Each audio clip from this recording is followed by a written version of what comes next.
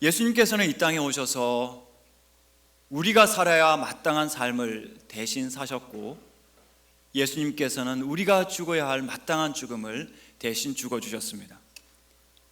우리가 살아야 할 삶이란 하나님 앞에서 하나님을 기쁘시게 하는 거룩하고 순결한 순종의 삶이고, 자기 만족이 아니라 하나님의 공의를 만족시킬 수 있는 완전한 삶을 살아야 하는데, 우리는 그렇게 살지 못했지만 예수님은 우리 대신 그 삶을 살아주셨습니다. 우리가 죽어야 할 죽음을 예수님께서 당하셨습니다. 죄로 말미암아 하나님으로부터 영원히 끊어져야 할, 우리가 받아야 할 그 죄의 싹쓸, 사망을, 하나님으로부터 끊어져서 영원한 형벌을 받아야 할 지옥의 형벌을 예수님께서 십자가에서 대신 당해 주셨습니다. 여러분, 지옥에 대해서 생각해 보셨습니까? 지옥은 물 한 방울에 은총이 허락되지 않는 곳입니다. 여러분이 오랜 시간 수술을 받고 나면 입술이 바싹 마르지 않습니까? 입이 다 타들어갑니다. 거기에 생기를 돋게 하는 물의 양이 얼마인지 아십니까? 한 방울이면 됩니다. 물 한 방울. 이 땅에서는 전혀 드문 것이 아니고 귀한 것이 아니지만, 지옥에서는 그 한 방울이 허락되지 않습니다.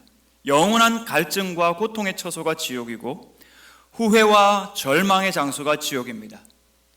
회개한 사람은 한 명도 없고 후회하는 사람만 남아있는 곳이 지옥입니다. 거기에는 하나님이 계시지 않기 때문에 지옥입니다. 그래서 어떤 사람은 이야기하기를, 마귀가 천국에서의 복종을 굴종이라 싫어하면서, 하나님을 싫어하면서 안에서 문을 걸어 잠그고 자기도 나오지 않고 자기의 추종자들도 못 나가게 하는 곳이 지옥이라고 하는데, 사랑하는 성도 여러분들 가운데는 단 한 분도 거기에 참여하시는 분이 없으시기를 축복합니다. 우리 예수님은 십자가 위에서 우리 죄인들이 겪어야 할 그 죽음을, 지옥의 죽음을 당하셨습니다. 나의 하나님, 나의 하나님, 어찌하여 나를 버리셨나이까? 지옥은 하나님이 계시지 않고 하나님이 버리신 그런 곳인데, 십자가 위에서 우리 대신 그 고통을 당하셨습니다. 자신이 죽으심으로 우리에게 생명과 영생을 주시기 위하여. 제가 상담하면서 어떤 청년을 만났는데, 자기보다 먼저 죽은 친구가 예수님을 믿지 않고 죽었기 때문에 그 친구가 어디에 있든지 자기는 그 친구 따라가겠답니다. 장로님 아들인데 지옥 가더라도 같이 가겠답니다. 제가 기도했습니다. 그리고 주님께 지혜를 구했습니다. 누가복음의 부자와 나사로 이야기가 생각났습니다. 부자가 아브라함의 품에 있는 나사로를 보면서 물 한 방울 찍어서 혀끝을 시원하게 달라고 할 때 허락되었습니까? 허락되지 않았습니다. 저 죽은 나사로를 보내어가지고 살아나면 내 아버지 집에 5명의 형제가 있는데 그들은 여기 오지 않게 하십시오. 그것도 거절되었습니다. 이 세상에 모세와 선지자들이 있는데 그들에게 듣지 않으면 죽은 나사로가 살아나도 듣지 않을 것이다. 그게 아브라함의 대답이었습니다. 그런데 한번 보십시오. 죽어서 지옥에서 고통당하는 사람의 소원이 뭐라고요? 내 형제 5명은 여기 오지 않게, 회개하게, 천국 가게, 나사로처럼.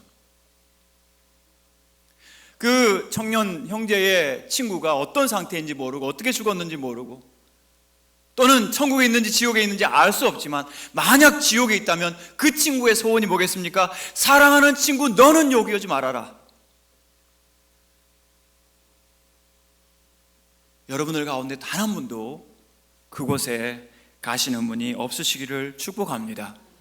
때로 많은 신학자들 가운데 똑똑한 신학자들이 유보된 칭의론이라는 말을 씁니다. 우리가 예수님을 믿고 의롭다함을 받는데 진짜 믿었는지 의로운지 죽을 때 가봐야 한다, 이런 말입니다. 워낙 그리스도인들이 바르게 살지 못하는 일들이 많으니까 아마도 그런 신학을 만들어낸 것 같습니다. 그러나 그 신학은 복음이 아닙니다. 예수님께서 뭐라고 말씀하셨습니까? 요한복음 6장 14절, 47절에서 진실로 진실로 너희에게로 노니 믿는 자는 영생을 가졌나니, 믿는 자는 영생을 뭐라고요? 가졌나니. 할렐루야. 우리 예수님을 믿는 자는 영생을 가졌습니다. 가질 것이다.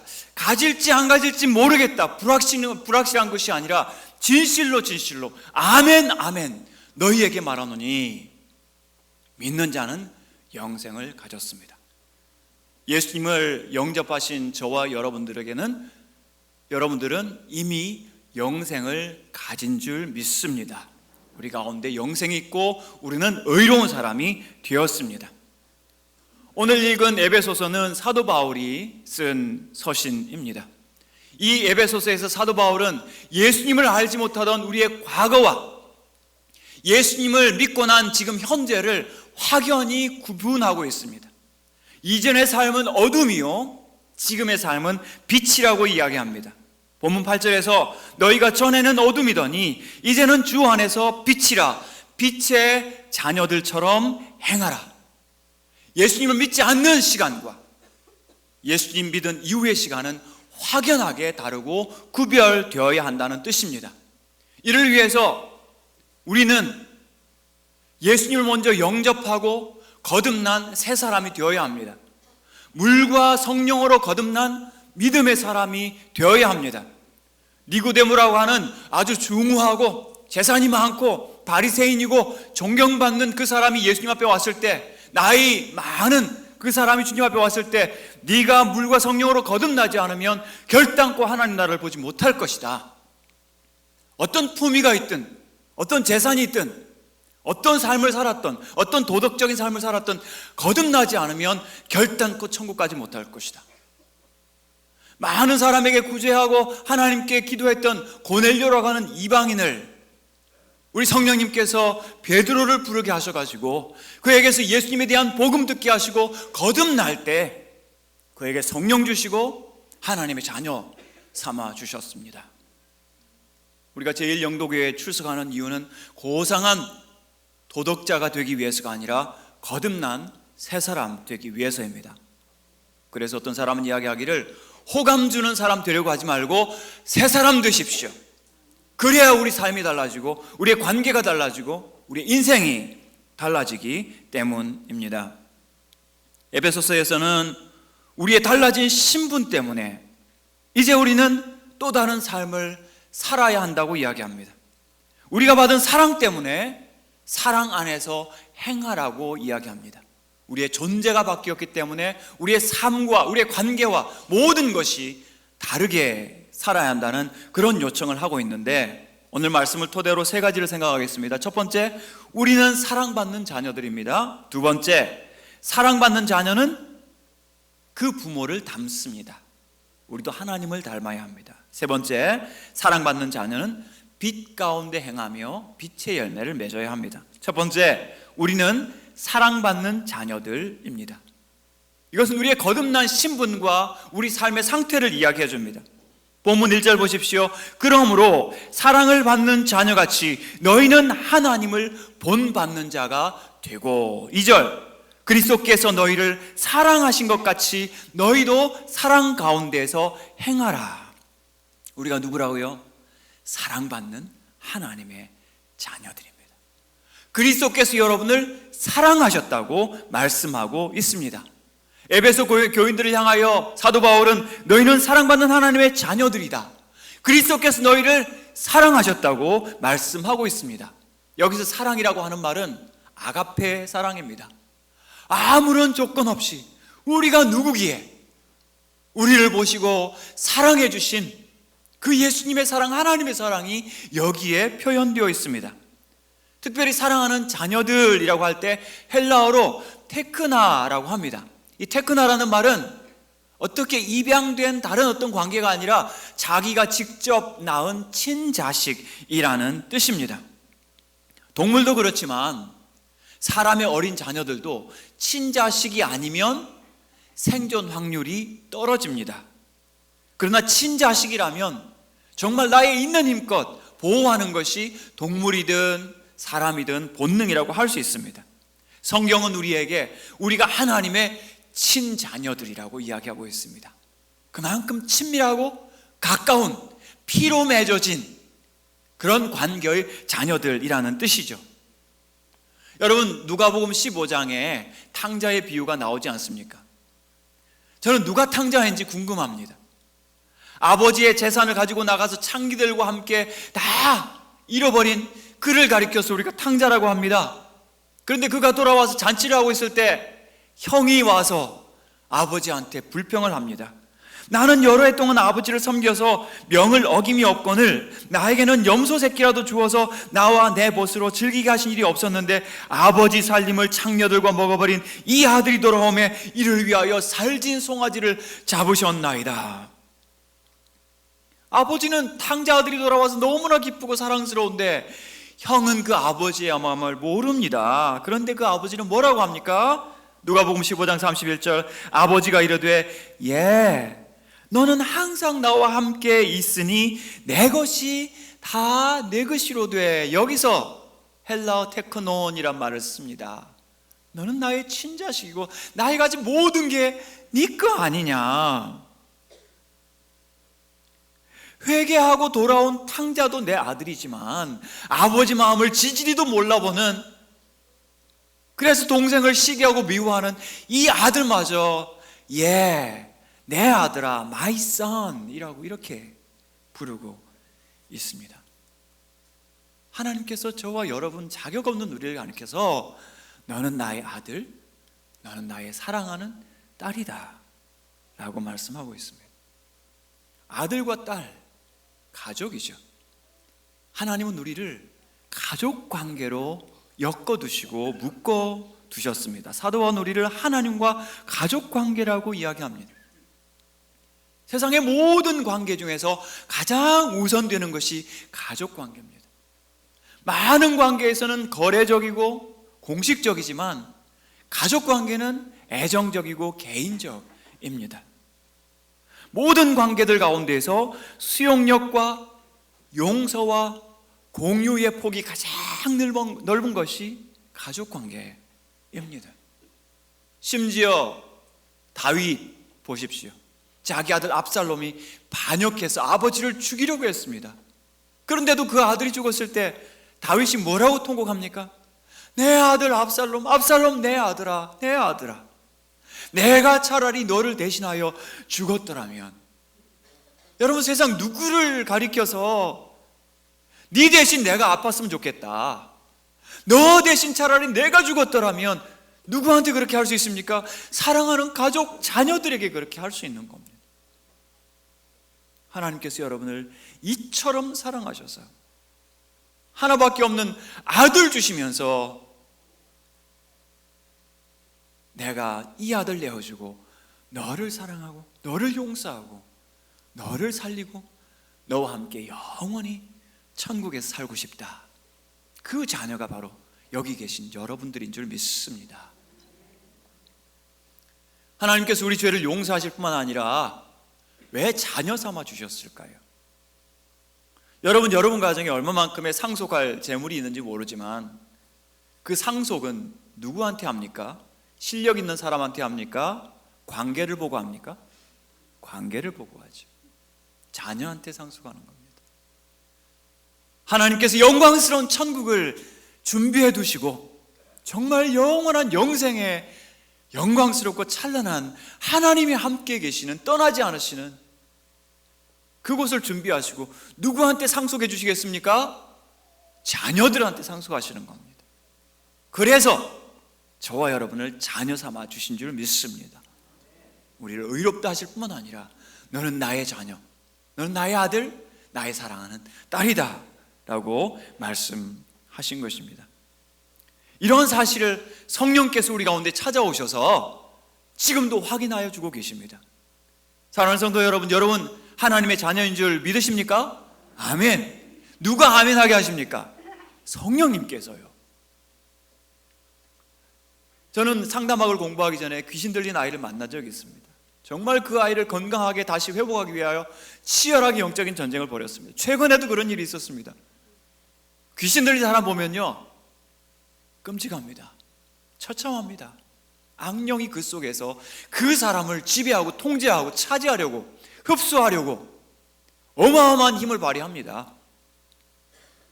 하지만 어떤 귀신의 능력보다 강한 것이 예수 그리스도의 이름입니다. 그분이 우리 위하여 죽으신 그리스도의 보혈의 피의 능력이 훨씬 악한 영보다 강합니다.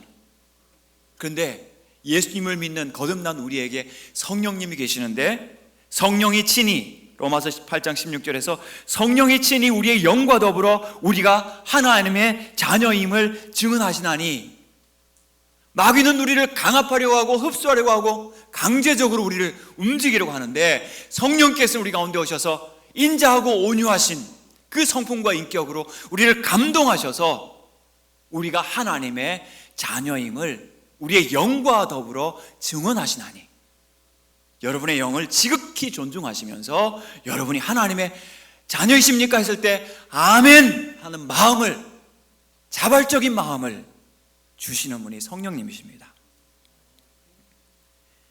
왜 우리에게 이렇게 가분한 사랑을 주실까요? 왜냐하면 성부, 성자, 성령 삼위 하나님이 본질적으로 사랑이시기 때문입니다. 이는 하나님은 사랑이심이라.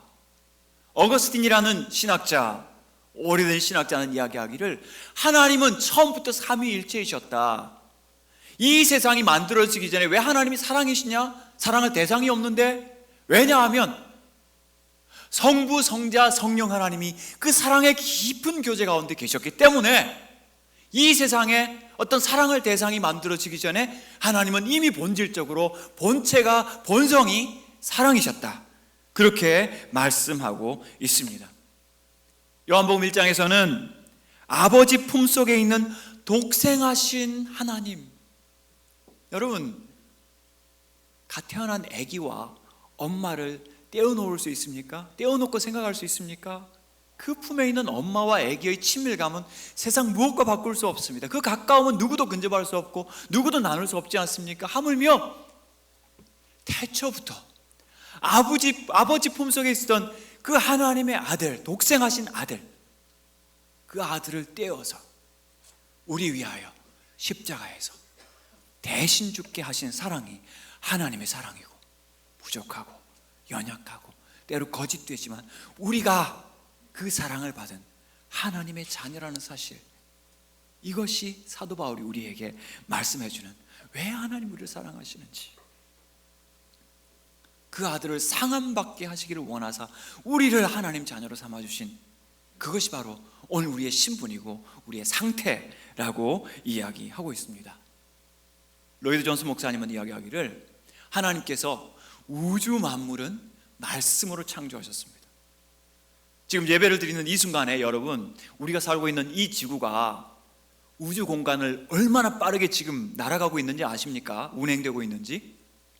우리가 무서워하는 무서운 총을 쏘면 총알이 똑딱 하는 1초 만에 1km를 날아갑니다. 이걸 보지도 못하고 우리가 듣지도 못하고 피할 수 없어서 다치거나 맞으면 죽습니다. 그런데 우리가 사는 이 지구는요, 똑딱 하는 순간에 29.8km를 지금 우주 공간을 날아가고 있습니다. 총알의 30배를 날아가고 있어요. 갑자기 어지럽지 않으세요? 진짜 빠르게 날아가는데 아무런 동요를 느끼지 않고 우리는 평안하게 살 수 있습니다. 그리고 우리가 살고 있는 이 우주 은하계가요, 작은 은하계는 그 지름이 3000광년이라고 합니다. 빛의 속도로, 지금 태양에서 여기까지 8분 걸리는데 그 빛의 속도로 3000년을 가야 이 은하계를 관통을 하는데, 그 은하계가 큰 것은 30만 년이 걸린다고 합니다. 그런 은하계가 우주에 몇 개 있는지 아십니까? 산수 한번 해보십시오. 2조 개가 있다고 합니다. 계산 되십니까? 저는 안 됩니다. 이 우주 만물을 하나님께서 말씀으로 창조하셨는데, 용서는 말씀으로 창조하신 것이 아니라 그 아들의 생명으로 우리 죄를 용서하셨습니다. 용서야 있으라 하신 것이 아니라 그 아들의 생명을 떼어주시면서 우리를 사랑하여 주셨습니다. 그렇다면 여러분, 지금 앉아 계신 여러분의 생명이 얼마나 값지고 소중한지 기억하시고 하나님의 사랑받는 자녀로 살아가시는 여러분들 되시기를 축복합니다. 두 번째는, 사랑받는 자녀는 닮습니다. 부모님을 닮습니다. 1절 다시 보시면, 그러므로 사랑을 받는 자녀같이 너희는 하나님을 본받는 자가 되고 사랑받으면 사랑합니다. 하나님 우리를 사랑하신 것을 알면 우리도 사랑하는 자가 되는 거죠. 이것이 자연의 이치고 양육의 이치라고 할 수 있겠습니다. 사랑받으면 사랑하는 사람을 닮아갑니다.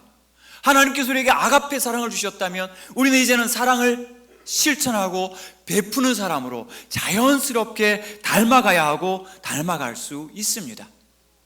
제가 상담을 하다 보면 자녀 양육을 하면서 심지어 예수님을 믿는 집사님들, 부모님들도 자녀들을 거칠게, 무섭게, 강하게 키워야 한다면서 아이들을 녹록지 않게 어려운 환경에서 키우는 경우들을 봅니다.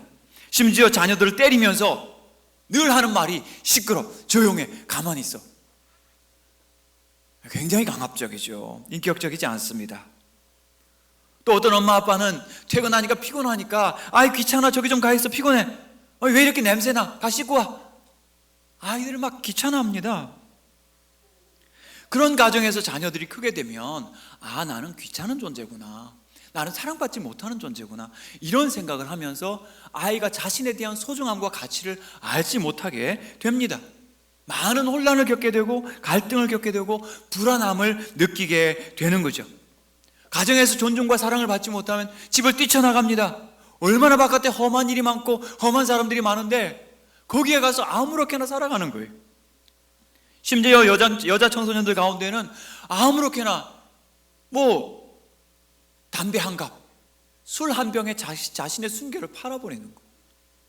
왜냐하면 가정에서 자신을 존중한다는 너는 귀하고 소중하다는 그 말 한마디 들은 적이 없고 그런 행동과 그런 메시지를 받은 적이 없기 때문에 누군가가 자신에게 호의를 베풀면 그냥 아무렇게나 귀한 것들을 버리게 되는 거죠.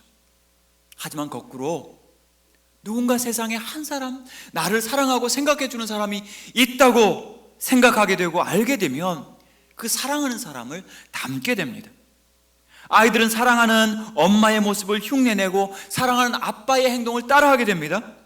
엄마가 좋아하는 것을 하려고 하고 사랑하는 아빠가 즐거워하는 것을 함께 즐거워하면서 흉내냅니다. 엄마 아빠가 좋아하는 것을 자기도 하고 싶어하고 엄마 아빠를 기쁘게 하려고 하는 것이 사랑받은 자녀들의 모습입니다. 애착 이론이라는 그 이론을 보면 사랑하면 닮게 된다고 하고 있습니다. 그렇다면 안 닮아가고 있다면, 내가 지금 신앙생활을 하는 이 귀한 것을 담고 있지 않다면 뭐가 잘못된 거죠? 뭐가 고장난 거죠? 내가 뭔가 사랑하지 못한 거죠. 사랑받은 자녀들은 가치를 내면화합니다. 가장 소중한 것, 여러분 삶에 가장 중요한 게 뭡니까? 예수님입니다. 여러분 먼저 천국 가셨을 때 그 다음 누가 와야 합니까? 우리 자녀들 와야 합니다. 이 세상에 많은 것 누리고 있으면 뭐합니까? 천국 안 오면, 우리 자녀들이 여러분 가신 그 천국에 오지 않으면 무슨 소용이 있습니까? 이 절대 가치를 위하여 상대적인 모든 가치는 여러분 상대화시킬 수 있기를 바랍니다. 그리고 아이들 조건 없이 받아주시고 사랑하시기 바랍니다. 그게 우리를 사랑하신 무조건적인 하나님의 사랑이기 때문입니다. 때로 여러분의 세대, 우리의 세대 가운데는 워낙 형제들도 많고 가난하고 힘들었기 때문에 부모님의 사랑과 관심을 제대로 받지 못한 적이 많습니다. 하지만 괜찮습니다. 하나님의 사랑, 귀하게 이 우리에게 주어진 순결한 사랑을 우리가 묵상하고 더 깊이 생각하면 우리도 다음 세대를 사랑할 수 있는 능력이 생깁니다. 우리는 받지 못한 것을 우리는 줄 수 있습니다. 변화될 수 있기를 바랍니다. 우리는 새 사람이기 때문이죠. 우리도 사랑할 수 있습니다. 연세 드신 우리 부모님들 고생 많으셨습니다. 어려운 환경에서 가난하고 힘든 가운데서 삶을 일구어 가시고 자녀들 키운다고 애쓰셨죠? 그러나 만약 오늘 저녁에라도 혹시 자녀들에게 그때 내가 너무 강압적이어서 참 미안했다는 마음이 있으시면 용기를 내셔서 문자 한번, 전화 한 통 하시면서 내가 그때 참 몰랐는데 미안하다, 지금 생각하면 너무 마음이 아프다 말씀을 해주시면 우리 자녀들의 마음이 변할 것 같습니다. 여러분의 용기 때문에 진짜 사랑하는 그런 어머니 아버지로 다시 한번 우리 관계가 새로워질 것 같습니다. 미안하다. 이것은 진실한 사랑과 용기의 언어라고 할 수 있겠습니다. 2절 말씀 같이 읽겠습니다. 2절 말씀 아직 준비 안 시작. 그리스도께서 너희를 사랑하신 것 같이 너희도 사랑 가운데서 행하라. 그는 우리를 위하여 자신을 버리사 향기로운 제물과 희생 제물로 하나님께 드리셨느니라. 아멘. 그리스도께서 너희를 사랑하신 것처럼 향기로운 제물, 이거는 이제 피가 없는 그런 제물이죠. 예수님께서 온전한 순종의 삶으로 향기롭게 하나님께 드리셨는데, 희생 제물, 이거는 자신의 생명과 피로 하나님을 기쁘시게 하고 우리를 사랑하셨습니다. 우리가 희생 제물을 드릴 수는 없지만 우리가 예수님처럼 서로 사랑하고 용납하고 용서하면 거기에 진정한 하나님을 향한 향기가 나타날 줄 믿습니다. 요한일서 4장 10절 보니까 사랑은 여기 있으니 우리가 하나님을 사랑한 것이 아니요 하나님이 우리를 사랑하사 우리 죄를 속하기 위하여 화목제물로 그 아들을 보내셨음이라. 하나님이 우리를 사랑하셨다는 이것은 우리의 삶과 신분이 바뀔 뿐만 아니라 우리 관계의 변화를 요청하고 있습니다. 사랑과 용서, 먼저 사랑하는 화목의 관계를 만들어갈 것을 명령하고 있습니다. 예수 그리스도에 대하여 히브리서 1장에서 이는 하나님의 영광의 광채시요 그 본체의 형상이시라 했을 때, 예수님은 몸으로 이 땅에 오셔서 하나님이 어떤 분이신지 정확하게 재현해 주신 그런 분이시라면, 오늘 그리스도의 사랑을 받은 우리는 이 땅을 살아가는 동안 하나님의 사랑을 정확하게 재현하고 실천하고 보여주는, 하나님을 본받는 삶을 살아야 합니다. 여러분의 원판이 무엇입니까? 하나님의 형상입니다. 여러분, 원숭이 닮으셨습니까? 하나님 닮으셨습니까? 하나님 닮았죠. 여러분, 하나님 닮았습니다. 우리가 예수님 믿고 거듭남으로 우리는 그 온전한 형상이 더 많이 온전하게 회복되었습니다. 그렇다면 우리의 삶도 예수님처럼 그 사랑, 그 인격을 정확하게 담고 보여주는 용서와 사랑의 삶을 살아가시기를 축복합니다. 마지막 세 번째, 사랑받은 자녀는 빛 가운데 살아갑니다. 8절 9절 말씀 같이 읽겠습니다. 시작. 너희가 전에는 어둠이더니 주 안에서 빛이라. 빛의 자녀들처럼 행하라.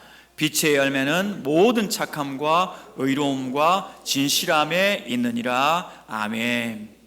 여기서 모든 착함이라고 하는 것은 세상 친구들 보면서 아이고 저 친구는 참 착해, 법도 없이 살 거야, 이런 착함을 이야기하는 것이 아닙니다. 법도 없이 사는 사람도 거듭나야 새 사람 되고 거듭나야 천국 갈 수 있습니다.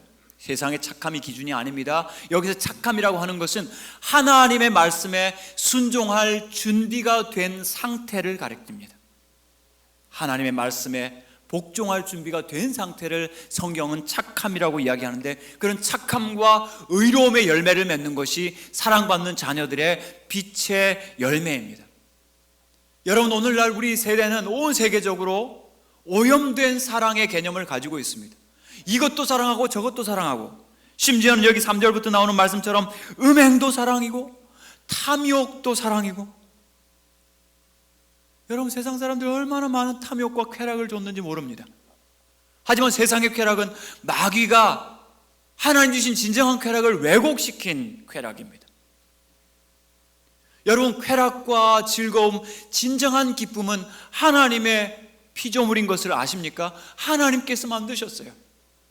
그래서 시편 16편에 보면 하나님의 오른편 우편에 진정한 즐거움과 영원한 쾌락이 있다고 이야기를 합니다. 마귀는 그것을 비틀어 가지고 하나님으로부터 떠나버린 이기적인 자기중심적인 쾌락을 사랑하다가 중독되고 망하게 만드는 거예요. 하나님 안에 영원하고 참된 기쁨이 있다면 그 기쁨을 여러분들 맛보실 수 있기를 바랍니다. 그 기쁨이 여러분을 지배하고 여러분을 온전히 사로잡기를 바랍니다. 세상의 음행과 더러운 것 따르지 마십시오. 탐욕 따르지 마십시오. 마귀가 주는 악한 덫입니다. 마귀가 쓰는 중요한 전략이 바닷물 전략입니다. 바닷물 뭡니까? 마시면 마실수록 더 갈증나고 그리고 결국은 죽게 만드는 거죠. 세상의 많은 탐욕과 쾌락, 우리가 제대로 이것을 느끼지도 못할 때가 많지만 마시면 마실수록 더 목마르고 경험하면 경험할수록 더 목마르지만 참된 쾌락은 없이 중독되고 망하게 하는 것이 세상 쾌락이라면, 하나님 주시는 빛의 자녀들의 열매는 착함과 의로움과 진실함에 있습니다. 분별력 있는 사랑입니다. 진정한 참된 사랑을 해야 되지 세상의 더러운 것을 사랑해서는 안 됩니다. 그래서 하나님께서는 세상의 태초부터 빛과 어둠을 분명하게 구별하셨습니다. 하나님은 빛을 낮이라 부르시고 어둠을 밤이라 부르셨습니다. 빛은 낮이고 어둠은 밤입니다. 그들은 섞이지 않습니다. 그런데 오늘날 많은 심리학자, 철학자, 종교에서는 마치 연금술처럼 아니면 선문답처럼 이것도 좋고 저것도 좋고 융합되고 통합되니 얼마나 아름다우냐 이런 소리 하는데요, 혼란스럽게 만들죠. 가치를 한번 들어보십시오. 빛이 있어서 어둠은 더욱 어두워질 수 있고, 소외나 분리가 아니라 통합을 통해 인간의 심리의 빛과 어둠, 선과 악에 반대되는 짝들이 충만함이라는 이름으로 통합될 수 있다. 무슨 뜻인지 알겠습니까? 저도 모르겠습니다. 도대체 모르는 선문답을 하면서 멋있는 것처럼, 그게 지성이 있는 것처럼, 선과 악의 구별을 없애버리고 남자 속에 여자가 있고 여자 속에 남자가 있고 텅 비어 공허한데 거기에 가득 참이 있고 심지어 하나님과 마귀도 서로 분리될 수 없이 통합되어야 한다. 여러분, 이게 지금 누구를 위한 겁니까? 자신의 탐욕과 죄악과 어두움을 합리화하려고 하는 세상의 악한 영의 전략과 권세가 아니겠습니까? 동성애도 옳고 그것도 지성적이고 간음도 옳고 그것을 교육하는 것도 맞다. 거짓이나 탐욕은 하나님 나라에 합당치 못하다고 본문에서 말씀하고 있습니다. 빛은 밝은 것이고 어둠은 캄캄한 것입니다. 분별력 가지고 바른 사랑하시는 빛의 자녀들 되시기를 축복합니다. 너희는 이 세대를 본받지 말고 오직 마음을 새롭게 함으로 변화를 받아 하나님의 선하시고 기뻐하시고 온전하신 뜻이 무엇인지 분별하도록 하라. 세대 따라가지 마시고 세상 따라가지 마시고 말씀 가운데 빛 가운데 거하시면서 빛의 열매 맺으시는 사랑의 자녀들 되시기를 축복합니다. 이 말씀 가지고 에베소서 5장 마지막 부분부터 우리가 구체적으로 살아야 할 관계 속의 빛에 대해서 말씀하고 있습니다. 그리스도를 경외함으로 피차 복종하라. 아내들이여 자기 남편에게 복종하기를 주께 하듯 하라. 남편들아 아내 사랑하기를 그리스도께서 교회를 사랑하시고 그 교회를 위하여 자신을 주심같이 하라. 요즘 같은 시대에 아내가 어떻게 남편에게 복종합니까? 아닙니다. 여러분, 돕는 배필 복종 하나님의 덕목입니다. 구약 성경에서 돕는, 도움이라고 할 때 에셀, 에벤에셀 할 때 에셀인데요, 에셀의 모든 용법의 80% 이상이 하나님은 우리를 돕는 자시라. 그렇다면 아내의 역할, 복종하는 역할은 하나님의 역할을 감당하는 것이고, 그리고 돕는 배필, 그리고 복종하는 것은 예수 그리스도께서 보여주신 그 모습을 닮아가는 겁니다. 복종하는 거 절대로 손해 아닙니다. 왜냐하면 뭐라고 했습니까? 남편을 복종하면 남편은 그리스도께서 교회를 위하여 자기 몸을 주신 같이 아내를 위하여 죽어 줄 것이기 때문입니다. 맞습니까? 제일영도교회 남편 여러분 맞습니까? 아멘 소리가 작습니다. 더 담대해지기를 바랍니다. 이거 손해되지 않는 겁니다. 피차 그리스도를 경외함으로 복종함으로써 우리 관계가 빛의 자녀의 삶을 살아가는 여러분들 되시기를 축복합니다. 말씀을 맺겠습니다. 우리 사랑받은 자녀들입니다. 그렇다면 우리를 사랑하신 분을 닮아가야 합니다. 그것이 자연이고 본성이고 또한 명령입니다. 사랑하는 제일영도교회 성도 여러분, 우리는 사랑받은 자녀들입니다. 우리를 사랑하신 하나님을 닮아가는 여러분들 되시기를 축복합니다. 그래서 더 거룩하게 너희 아버지의 온전하심 같이 너희도 온전하라, 너희도 자비로운 자가 되라 말씀하신 이 예수님 닮아가시면서 정말 빛의 자녀로서, 사랑받은 자녀로서 담대하게 생명의 빛을 비추시는 여러분들 되시기를 축복합니다. 그리고 이 생명의 복음 증거하기 위하여 다음 세대 신학생, 목회자 후보생들을 기르고 있는데, 여러분 기도하실 때 우리 고려신학대학원 위하여 물론 고신대학과 보건병원 정말 어려운 때에 잘 이겨낼 수 있도록 위해서 기도해 주시고, 그러나 교회를 위하여 진리의 말씀 증거할 목회자들이 끊어지지 않도록 간절히 기도해 주시는 우리 제일 영도교회 성도들 되시기를 주의 이름으로 축복합니다. 아멘.